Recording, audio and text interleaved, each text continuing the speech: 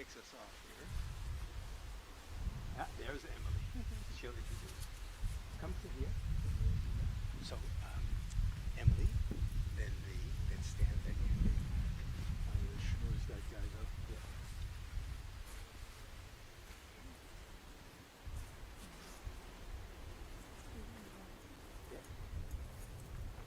But I could sit next to you if you're over there. Oh.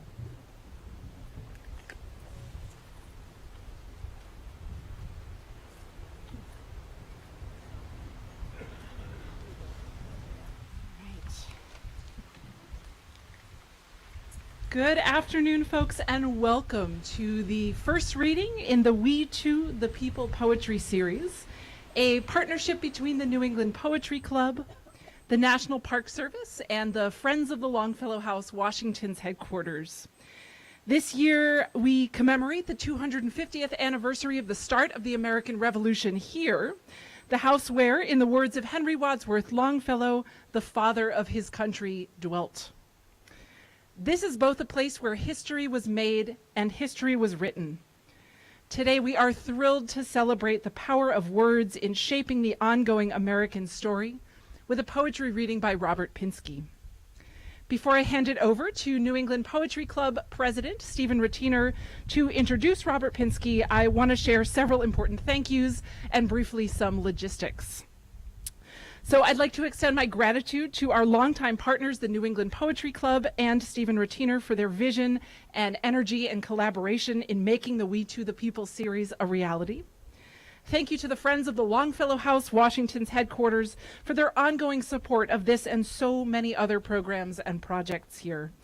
And thanks to all of you, our community, for braving the heat to be here today.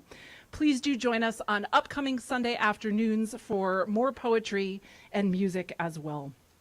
So, speaking of the heat, please take advantages of ice water and the misting fan behind you at the tent there.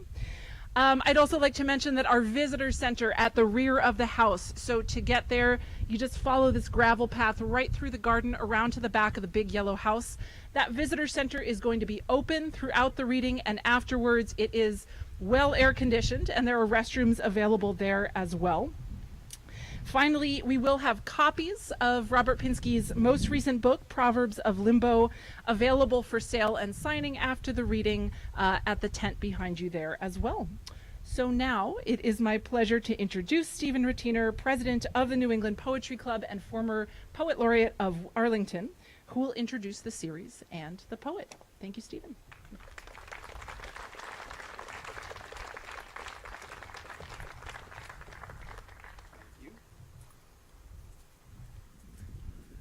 Thank you, Emily. To my mind, it is the sweetest poetic phrase in American democracy. We the people.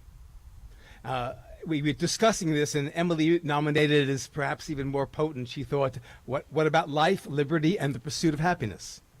But we the people says it is we who will govern ourselves. It is we that will provide the situation that will allow this to happen, where we each can discover our lives. So to me, we, the people, takes precedence. And we're all aware, though, that at the time of the founding fathers, they had a fairly limited view of who that we was going to be. But in expressing this in the Declaration, they were aspiring to something grander. They were putting out a vision that I think had never been done before on the planet, for what a people working together could be. I'll say that I don't think I've ever had a time in my life when I ever felt it more necessary to reaffirm, actually, let me make that bigger, to celebrate the idea of this grand encompassing we, a we that takes in all of our histories, all of our backgrounds, all of our choices, all of our imaginative freedom. And so we concocted this idea, we too the people, with a slight emendation, to make sure that we are also included in this grand we. It made me think about Walt Whitman in Leaves of Grass, which really starts kicks off contemporary American poetry, he celebrates the self. He says, I celebrate myself. But then he says, but what I assume, you shall assume. For every atom belonging to me as good belongs to you. That's what I meant by this encompassing we, where the individual gets to flourish because we have a system that will make sure that we are all included too. I also want to add a few thank yous if I can to my board, advisory board, and our membership who worked tirelessly to try to promote the vitality of American poetry. To the Longfellow House and the Friends of Longfellow for partnering with us in this and for being every step of the way an enthusiastic collaborator in making sure this vision came about. I have to thank two individual people who stepped forward to do astonishing work. One is Felice Nelson, and one is Dave Roush. Felice did all the outreach. We're hoping if our live stream carries, this is the first time we've ever done live stream and video recording, if our live stream carries, it will be because Felice beat the bushes to 180 poetry groups across the country to invite everybody to participate. We hope we have those viewers out here. And in any case, within a day or two, an edited version of this will be up on YouTube using the same link that got people here. And we're hoping this way it can be shared again and again. Our desire is that across the country, there are many versions of We Too. Poets and artists out there maybe have to do this for their own individual communities too. So ours is an invitation to help us spread this larger idea of the we. I'm trying to see if Reggie was here. I was going to highlight somebody, but I don't see him. Reggie, are you here? Oh, he is. I was going to say that there are so many poets in this audience whose work inspires me. I'm watching the faces. But there's one that I wanted to make sure I highlighted, and I was hoping to have him on camera, but Sean, he's tucked way in the back. But Reggie, would you stand up? For the first time, Massachusetts has our own poet laureate, Reggie Gibson.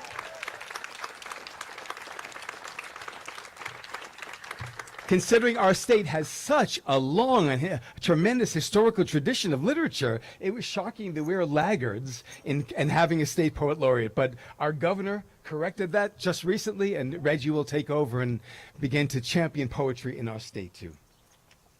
I'm going to welcome back for one more brief number our guest, but this way I can formally introduce Stan. Stan is a obviously reed player, sax player, flutist, actor, award-winning actor. He runs a variety of artistic groups, all of which have as their center the idea that art making is necessary to life. Art making is what we must do, like to breathe. And so what I asked Stan to do, I should apologize first. We intend to have musicians at every one of the We Too events, but we only got our permissions down late, so we didn't get to add it to the publicity.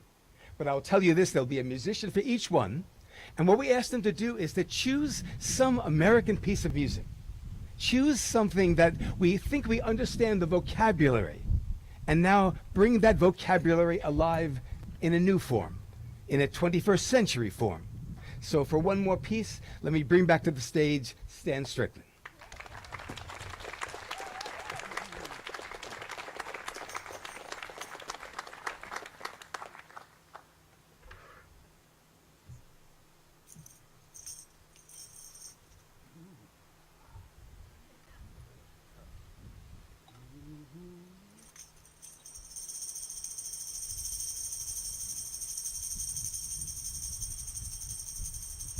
I had the great honor and privilege of growing up singing gospel music in Springfield, Ohio, where we do not eat cats and dogs.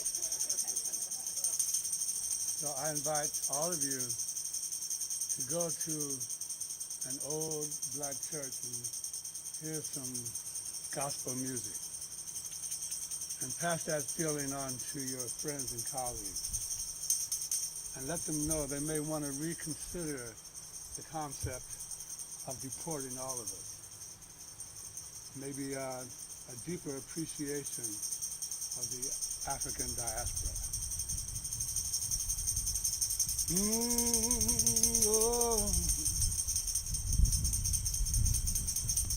Children, I got hidden on my mind, and it keeps me singing all the time, all the time. Well, as I walk that narrow way, you can always hear me say, children, I got hidden on my mind.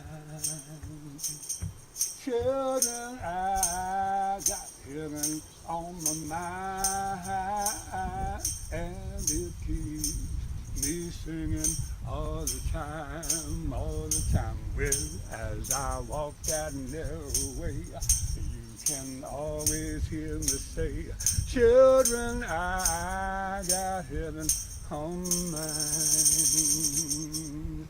Whoa, whoa, yeah.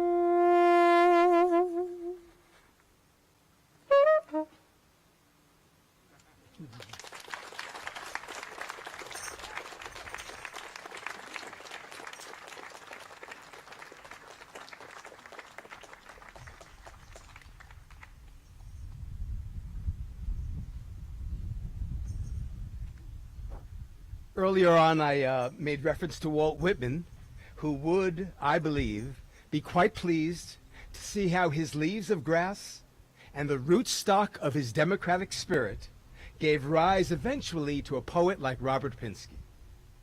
For half a century of literary, academic, and public engagement, Robert has demonstrated that poetry must always be an essential element in the civic lifeblood of a democracy, a place where we can discover in the lives and dreams of others what we most cherish in our own.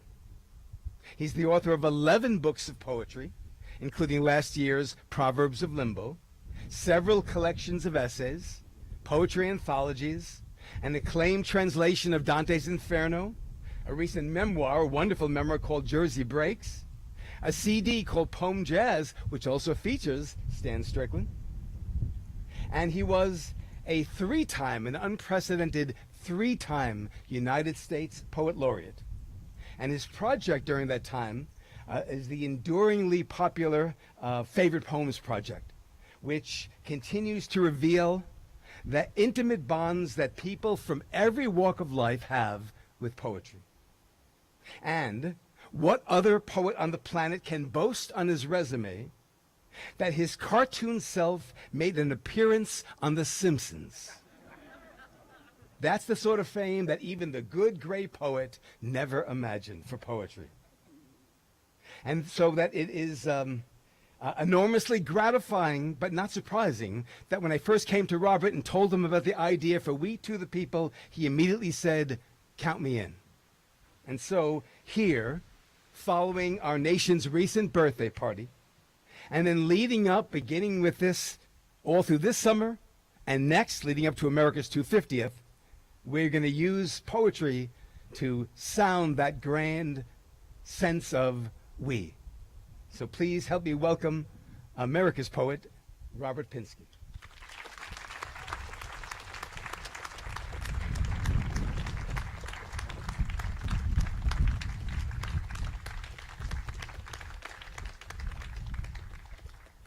Thank you so much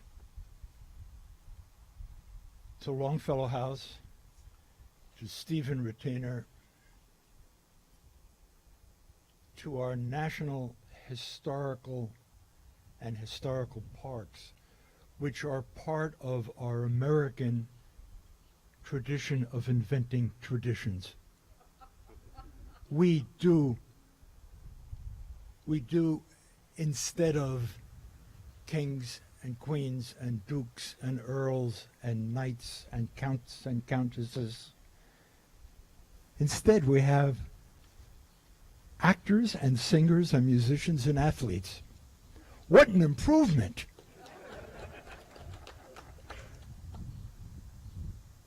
And we're still working on it. I will try to begin, I hope eventually, to invite Stan Strickland. Stan and I have done a lot of work together. I hope we'll do some more of it. First, I would like to read a couple of things that are sort of an inspiration for me in the way of poetry. More than a year ago, at the beginning of a political and social set of changes in our country, I took a kind of vow. Vow is a fancy word, but I did promise myself that I would begin any public appearance by reading aloud this poem, which is my version of a poem by the great Polish poet Czesław Miłosz, who, when we both were in Berkeley, befriended me. And this is based on Czesław's trot of his poem called Incantation. Incantation. Human reason is beautiful and invincible. No bars, no barbed wire, no pulping of books, no sentence of banishment can prevail against it. It establishes the universal ideas in language and guides our hand, so we write truth and justice with capital letters, lie and oppression with small. It puts what should be above things as they are. It is an enemy of despair and a friend of hope. It does not know Jew from Greek or slave from master, giving us the estate of the world to manage. It saves austere and transparent phrases from the filthy discord of tortured words. It says that everything is new under the sun, opens the congealed fist of the past. Beautiful and very young are philosophia, science, and poetry, our ally in the service of the good. As late as yesterday, nature celebrated their birth. The news was brought to the mountains by a unicorn and an echo. Their news, their friendship will be glorious. Their time has no limit. their enemies have delivered themselves to destruction.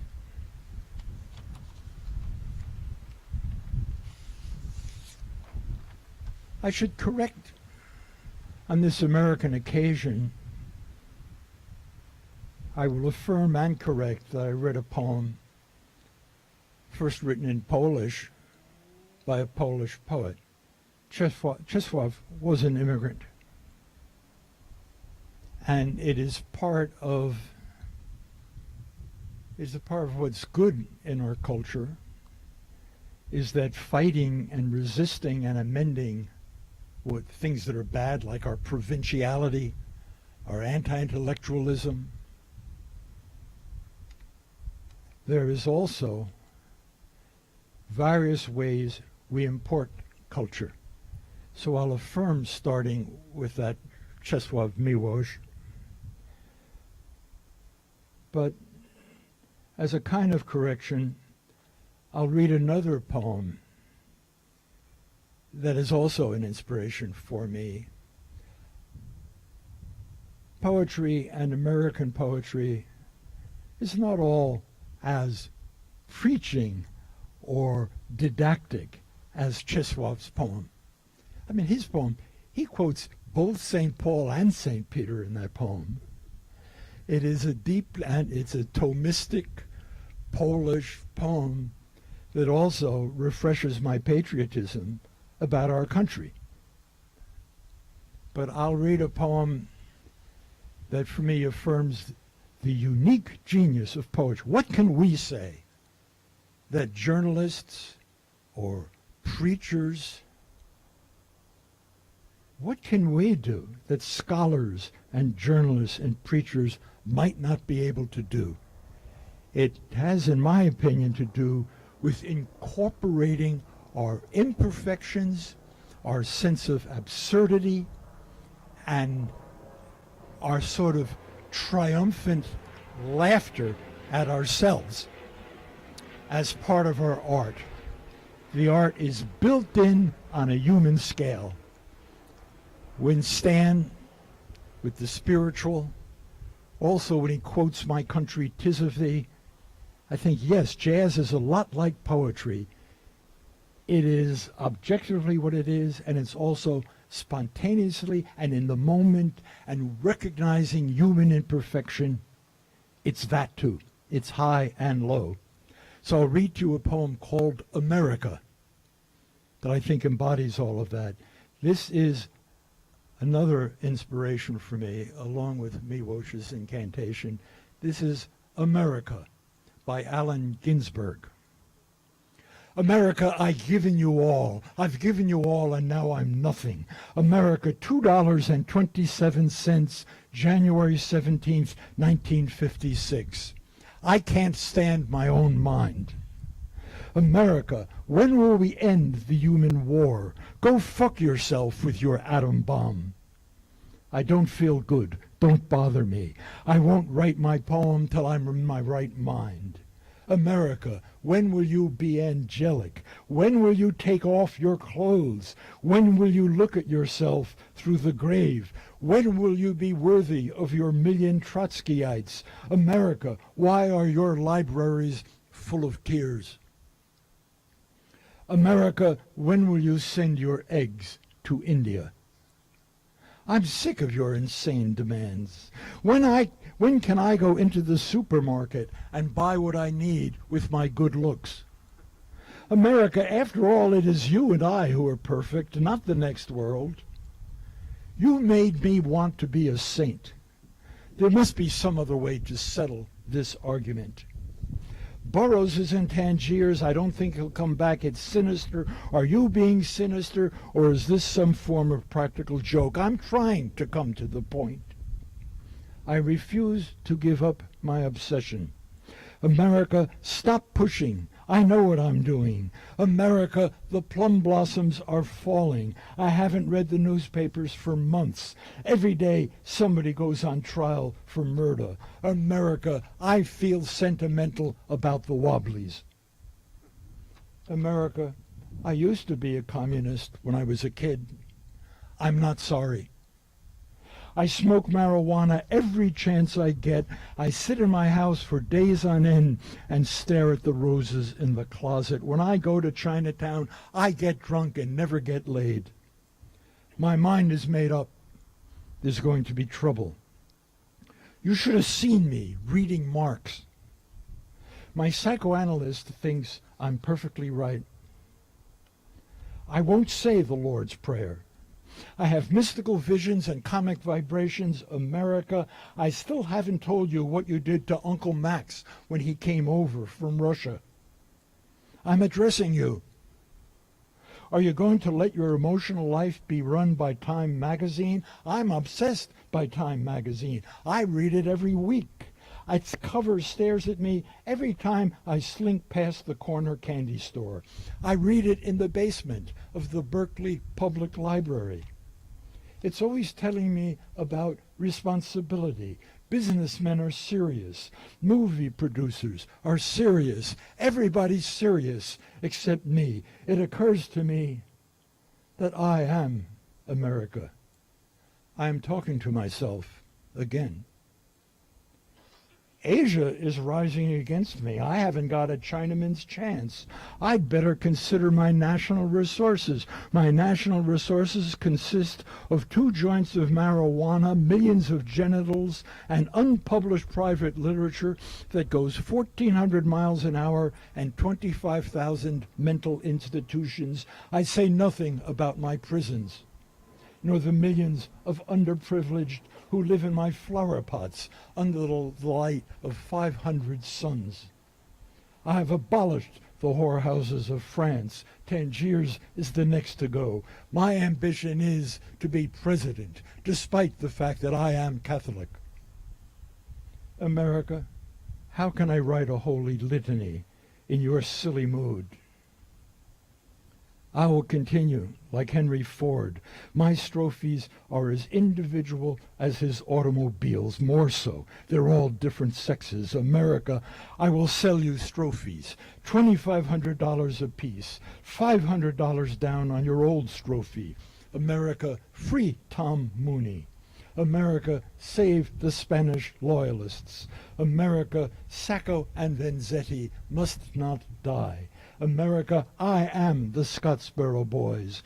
America, when I was 7, Mama took me to communist cell meetings. They sold us garbanzos, a handful per ticket. A ticket cost a nickel, and the speeches were free. Everybody was angelic and sentimental about the workers. It was all so sincere.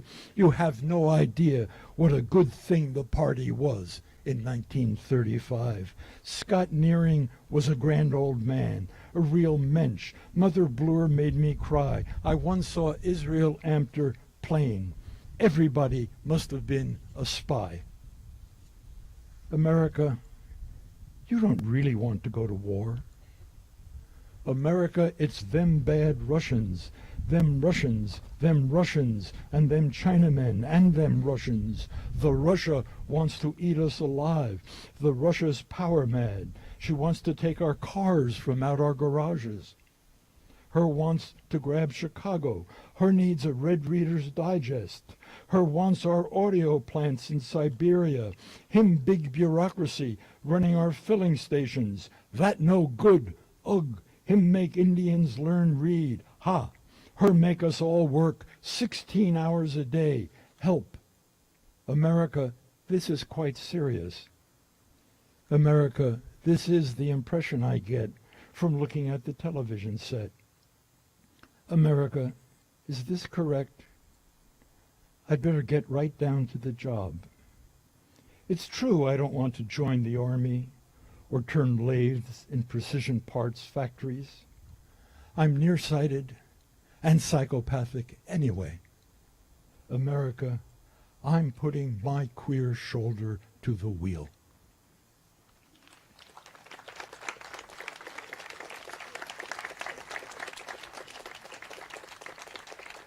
I thank you for Ginsberg, and I think I have defined my idea of poetry for you in going from Miłosz to Ginsberg. and I guess I can hope back again.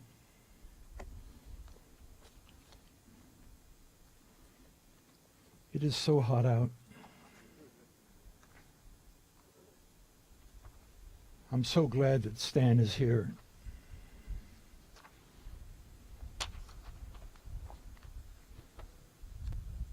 I love working with him.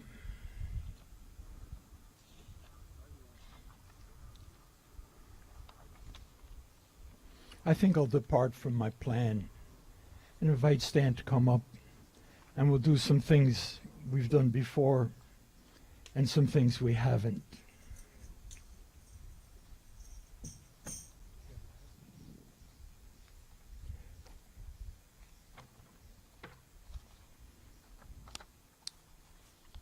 We're so familiar with one another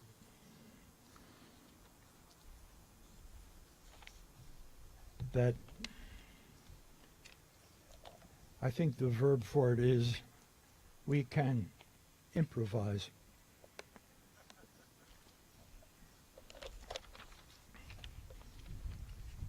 I'm going to read a recent poem called Old News.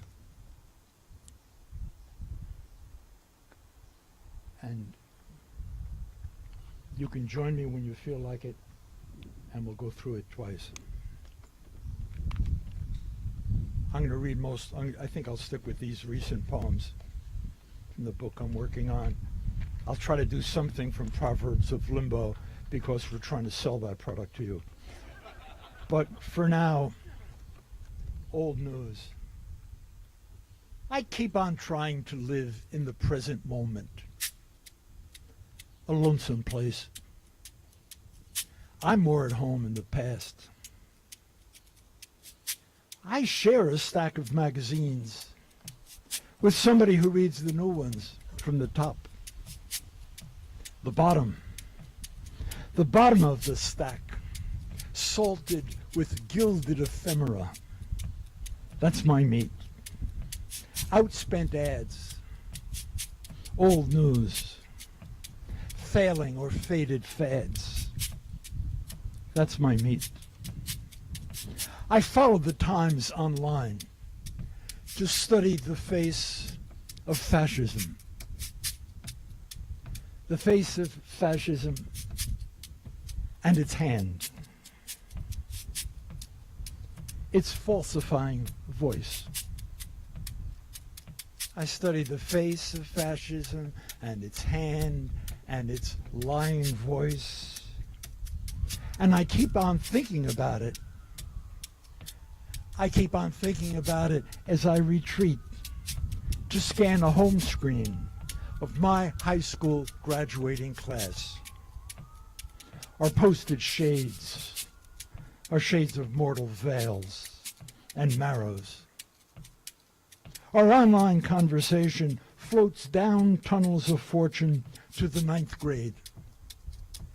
In the 9th grade, Joe Cittadino expelled for setting fire to the chattel building up in the attic.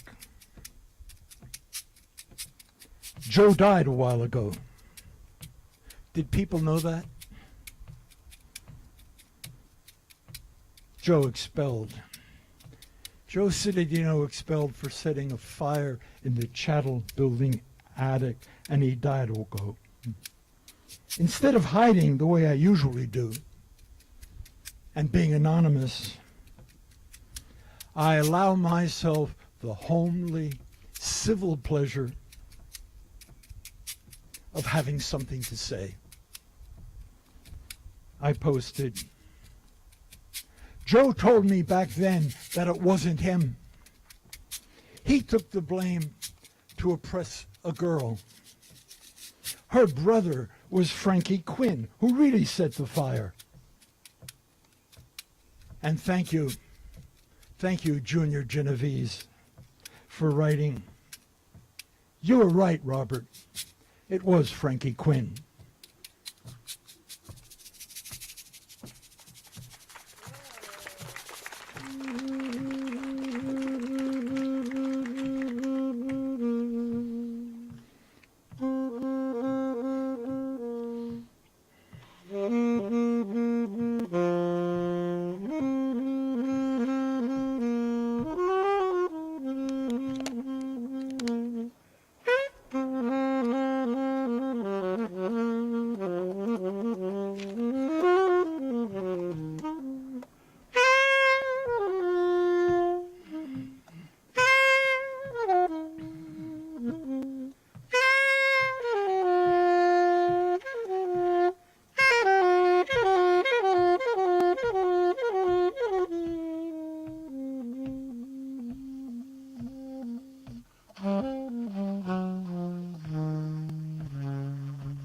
keep on trying to live in the present moment.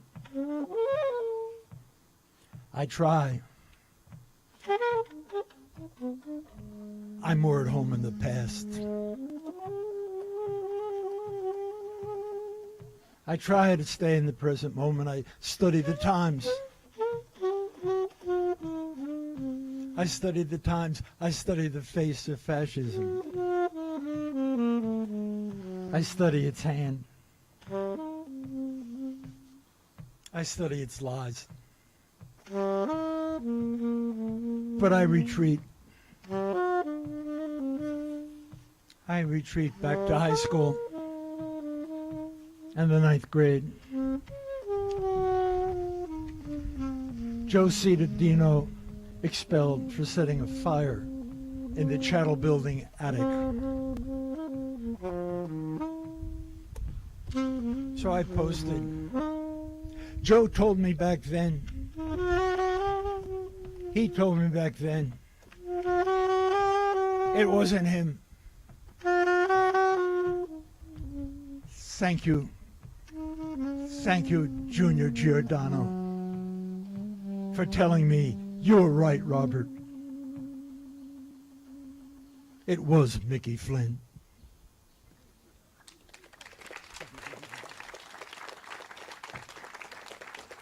I ask myself what the beginning of that poem has to do with the end, what reading the New York Times has to do with the story of Joe Cittadino and Mickey Flynn. I've changed some of the aid names to protect the guilty.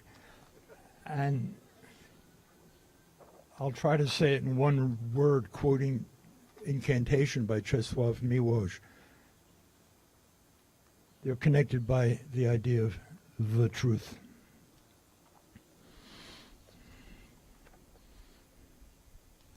We'll do another 10 or 15 minutes. I'll do one that Stan has heard before, and you can feel free to join me whenever you feel like it.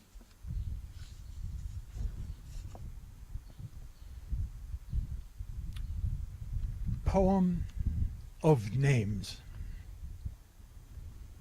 The bad rain fell on Osama Shimomura. On the walk home from school, it turned Osama's white shirt black. Quote, "My grandmother got me quickly into a bath. It likely saved me from death by radiation." Tuvalu's Ernst Pinsky would not discuss his family, killed by Nazis. Quote, "An area I have liquidated for my mental health." His grave at Tuvalu, a kind of shrine. Sila begat Boaz, and Boaz begat Obed, underground river of names, passion, and retrenchment. And thank you, Simon, Elliot, and Hazel, for wanting to talk with me about my dying someday. Your dog Bucky had been so cold the day you touched his body. A compliment for me, that conversation. It almost doesn't matter what we said. I thought of Milford, your great-grandpa. That time I asked him, did he believe in life after death?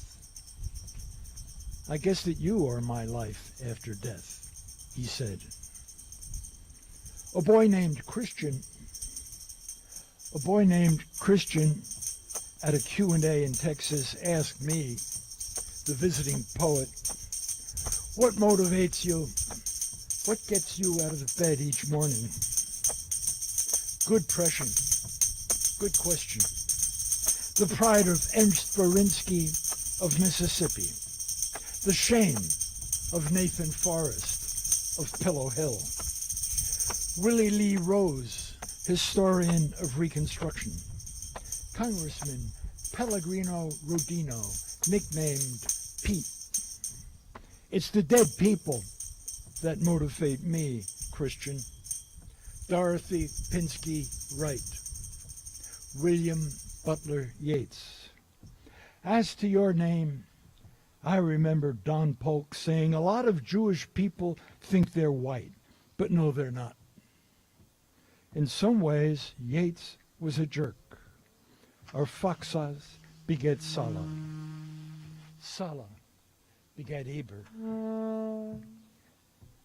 Ruby said to Don, well, yeah, maybe we're not white, but a lot of black people don't know they're goyim. Somebody said about Rodino and Sirica, the night school guys are saving the country. Pinsky needed a job, but no white school could offer him a position. Tougaloo did.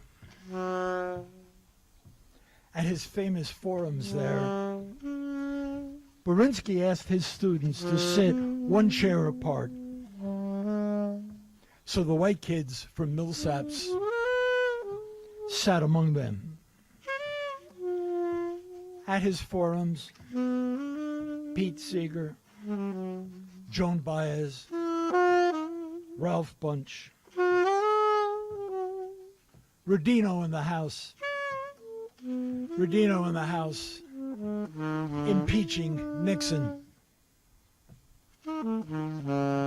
Pellegrino means pilgrim. Shimomura discovered cells. He discovered cells that make a jellyfish glow. Shimomura garnered 1 million samples of those glowing cells in Puget Sound. A protein, a glowing protein in Iquaria Victoria.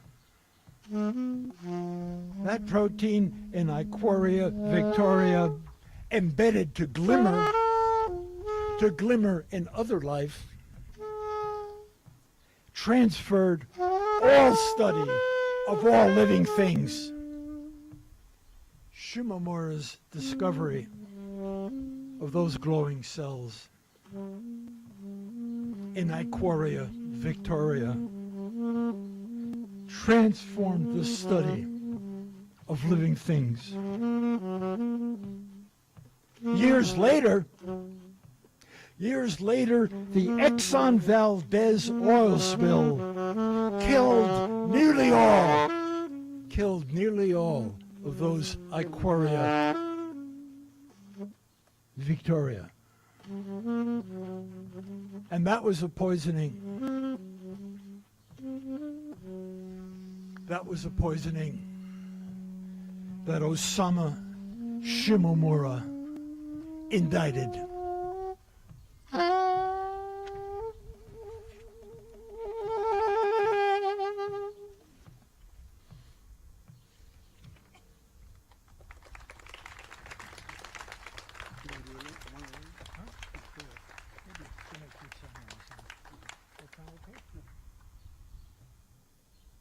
I've discussed this with my spiritual advisor, and we're going to end with this poem, and who knows how long we might go on with it. It might be a few minutes, could be till sundown. Whenever that is, I'll be glad to sign books.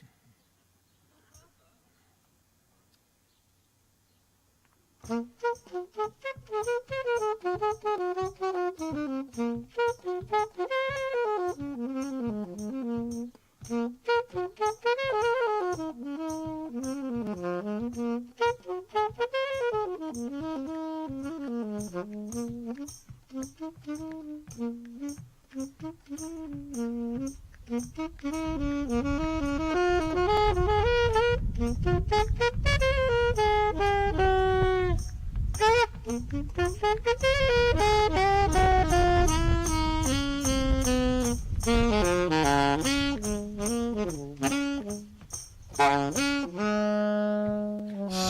song. When I had no roof, when I had no roof, I made audacity my roof. When I had no roof, I made audacity my roof. When I had no supper, when I had no supper, my eyes dined. When I had no roof, I made audacity my roof. When I had no supper, my eyes dined. When I had no eyes, I listened. When I had no ears, I thought. When I had no thought, I waited. When I had no eyes, I listened. When I had no ears, I thought. When I had no thought, I waited. When I had no father, I made care my father. When I had no mother, I embraced order. When I had no friend, I made quiet my friend. When I had no enemy, I opposed my body.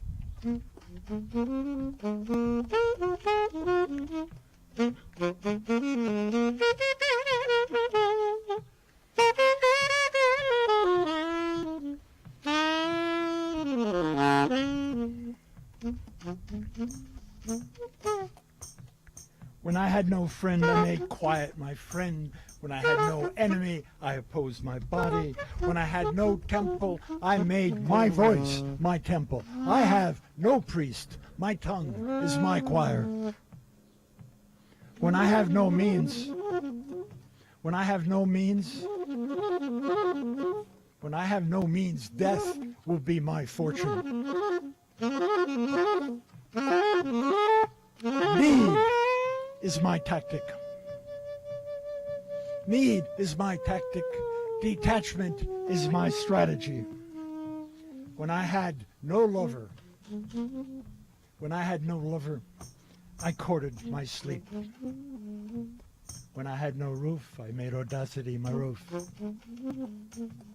When I had no supper, my eyes dined. When I had no eyes, I listened. When I had no ears, I thought. When I had no thought,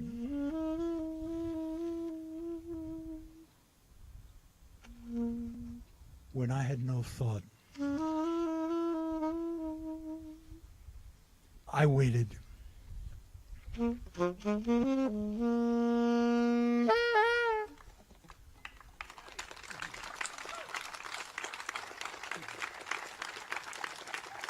Thanks.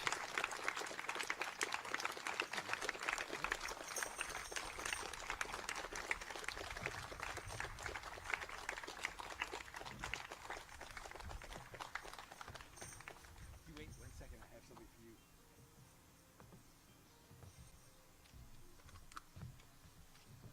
Yeah, that's great. Thank you. So thank you so much for coming. Thank you so much for bringing your deep attention to the poetry and to the music. If you want to find out more about the summer programs, poetry and music and arts at Longfellow House, go to the NPS, National Park Service site, put in Longfellow House, you can take a look at that. If you want to learn more about the New England Poetry Club, or if you would like to be a supporter of We to the People, go to nepoetry.com. You can learn more about that as well. I thank you all for your the energy that you brought here today, and especially for Robert and Stan for making a true 4th of July, belated 4th of July celebration for us too. And the last thing, if I can add one last plug, if you want to know what every well-dressed poet will be wearing for the rest of the summer, so we finally had produced We to the People t-shirts. These are the first 2 off the presses. But if you go to our website, in a week we will have them for sale for everybody. We'll use it to be able to make sure that we can keep on doing the We Too poetry programs. But I wanted to make sure that Robert works away with one that he can brandish around to show how cool he really is.